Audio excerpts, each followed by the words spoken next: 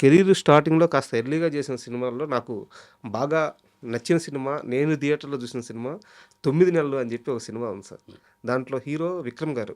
Yeah! ఇప్పుడు మన చియాన్ విక్రమ్ గారు. యెస్. సో, చాలా మందికి ఆయన అప్పట్లో ఆ సినిమా చేశారంటే ఇప్పటికీ డౌటు. మన తెలుగు వ్యక్తే గదా! ఈ సినిమాలు చేసిన తర్వాత అక్కడికెళ్లారనమాట. యాహ్! యాహ్! సో, అప్పట్లో ఆయన ఆ కమిట్మెంట్ ఎలా ఉండేది సార్? మీరు ఊహించారా ఇతను ఇంత పెద్ద బిగ్ స్టార్ అవుతాడని జెప్పేసి? యాహ్!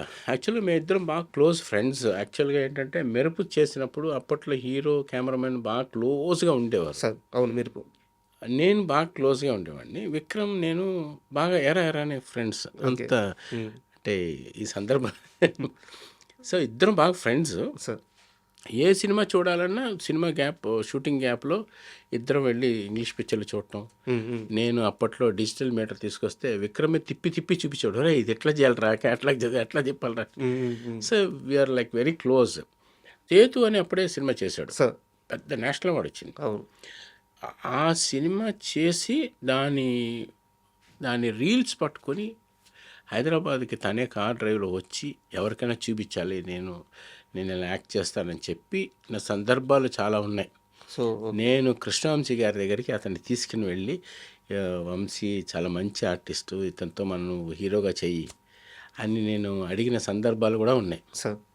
అలాగే మీ ఇద్దరం బాగా ఫ్రెండ్స్. దాంట్లో చాలా చాలా లాంగ్ స్టోరీస్ ఉన్నాయి. ఇంకా అది చెప్పుకుంటూ పోతే ఇంకా పెద్ద పెద్ద విషయాలు. బట్ నాకు తెలిసి ఆయన తమిళనాడుకి వెళ్ళక ముందు టాలీవుడ్‌లోనే నిరూపించుకోవాలి, ఇక్కడ ఎదగాలని పాపం చాలా ప్రయత్నాలు చేశారు. చాలా చేశాడు. నా దగ్గరికి రెగ్యులర్‌గా వచ్చేవాడు. హ్మ్. తను లాస్ట్ ఆ పిక్చర్ 'అపరిచితుడు' చేసినప్పుడు షూటింగ్‌కి వచ్చినప్పుడు కూడా సార్. నాకు ఫోన్ చేసి పిలవటం, ఒరేయ్ నేను ఇంత హీరోని అయ్యానురా అని చెప్పడం. హ్మ్. తర్వాత కృష్ణవంశీ దగ్గరికి నేను తీసుకెళ్ళడం. మళ్ళీ తీసుకెళ్లారా? మళ్ళీ తీసుకెళ్ళాను. ఆ టైంలో తీసుకెళ్ళి తలుపు కొట్టి హ్మ్. తలుపు తీస్తే అని ఇట్స్ వెరీ గుడ్ మూమెంట్స్ నాకు. సార్.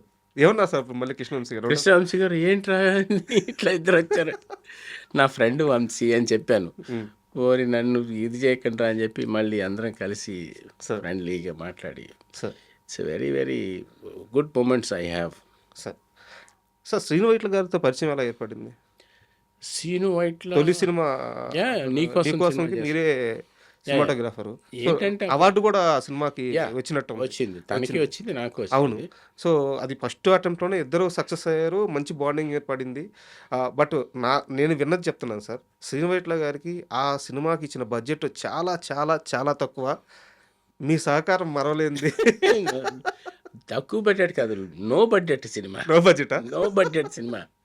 అది అబ్బబ్బబ్బబ్బా చాలా పెద్ద విషయం. సార్. యాక్చువల్గా ఏంటంటే అప్పట్లో ఎవరు తక్కువ తీసుకోవాలి మనీ అనేది, పేమెంట్లు అంత ఎక్కువ ఉండేవి కావు. హ్మ్. సో జనరల్గా పేమెంట్లు తక్కువ ఇచ్చే కెమెరామెన్ చూసుకోవాలి, తర్వాత వాళ్ళ కంఫర్టబుల్గా ఉండే కెమెరామెన్ చూడాలి అనే రేంజ్లో నన్ను ఎలా సెలెక్ట్ చేసుకున్నారు సార్. మొత్తానికి నాకు సరిగ్గా గుర్తులేదు. హ్మ్. నన్ను సెలెక్ట్ చేసుకుని తను చాలా ఇప్పుడు ఎలా అతని సినిమాలు చూస్తే ఎలా ఉంటాయి, తను కూడా అట్లాగే బిహేవ్ చేస్తాడు. సార్. తను దాన్ని ఏమంటారు, హ్యూమర్, తను చేసే కామెడీలు ఎలాగో దూకుడు సినిమాలు ఎలాగ మహేష్ బాబు మన రియల్గా కూడా ఆ టైమింగ్ ఉంటది. ఆ టైమింగే ఉంటుంది. హ్మ్. హ్మ్. తను మాట్లాడుతుంటే మనకు నవ్వు వస్తూ ఉంటుంది. నాకు కూడా అలాంటి టైమింగ్స్ బాగా ఇష్టం. సార్. సో అట్లా మా ఇద్దరికి కలిసింది. ఆ, సినిమాకి కారు కూడా పంపించేవారు కాదండి. హ్మ్. ప్రొడక్షన్ హౌస్ కారు కూడా లేదు. నా బైక్ వేసుకొని నేను వెళ్ళి సీను వైట్ల ఇంటికి వెళ్ళి ఎక్కించుకొని అక్కడి నుంచి నేను షూటింగ్కి వెళ్ళేవాడిని. డైరెక్టర్ కార్ కూడా లేదు. సినిమాటోగ్రాఫర్ కార్ లేదు. కారు లేదు, నేను నా బైకే. ఆ. నా బైక్ ఎక్కి ఇంకొక పెద్ద విషయం, నేను ఎక్కి సీను వైట్లను ఎక్కించుకుని రవితేజను కూడా ఎక్కించుకుని వెళ్ళాను. సో అట్లా ఉండేదండి. I'm really proud to tell that. So అంత కష్టపడి సినిమాలు ప్యాషన్గా చేసాం. సినిమాలు సార్. డబ్బులు కూడా చేయలేదు, ప్యాషన్, ఏదో సాధించాలి, ఏదో చేయాలని. అది సీను వైట్లకి చాలా ప్యాషన్. సినిమా డైరెక్ట్ చేయాలి, మన సినిమా ఎరగొట్టాలని. హ్మ్. నాకు కూడా అదే ఉండేది, మన సినిమా బాగా చేయాలి. ఎక్కడ లైట్లు ఉండేవి కావు, కార్లు ఇచ్చేవాళ్ళు కాదు. ఫిలిం ఏమో ఫ్యూజీ ఫిలిము. హ్మ్. అసలు యాక్చువల్గా అంటే కొడాక్ వాడితే, కొడాక్ అనే ఒక బ్రాండ్ మీకు తెలుసు. అవును. అవును. కొడాక్ అండ్ ఫ్యూజీ, ఈ 2 బ్రాండ్స్ ఉండేవి ఫిలింలో. కొడాక్ వాడితే అదొక లగ్జరీ అప్పట్లో. అదొక పెద్ద లగ్జరీ. అవును. అవును. మాకు ఫ్యూజీ ఫిలిం ఇచ్చేవారు. సో రాత్రులు పగలు షూటింగ్లు. సో పర్మిషన్స్ ఉండవు. మేము మా దీనితోడికి మమ్మల్ని తీసుకుని వైజాగ్ తీసుకుని వెళ్ళాడు. తీసుకెళ్తే అక్కడే పర్మిషన్, ఇది లొకేషన్ పర్మిషన్ కావాలంటే అప్పట్లో 10,000 5,000 అలా కట్టాలి. సార్ అక్కడికి వెళ్ళిపోయేవాళ్ళం. అక్కడ పర్మిషన్ లేదు, మమ్మల్ని రానిచ్చేవాళ్ళు కాదు. నేను ఫోన్ చేసి ఏంటయ్యా ఇది షూటింగ్, పర్మిషన్ లేదు, డబ్బులు లేవంటున్నారంటే, రాంప్రసాద్ అక్కడ ఏం బాగుంది, ఇక్కడ తీసేద్దాం అనేవాడు. ఇక్కడ పర్మిషన్ అక్కర్లేదు. ఇలాగ మొత్తం సినిమా అంతా తీసేసాం.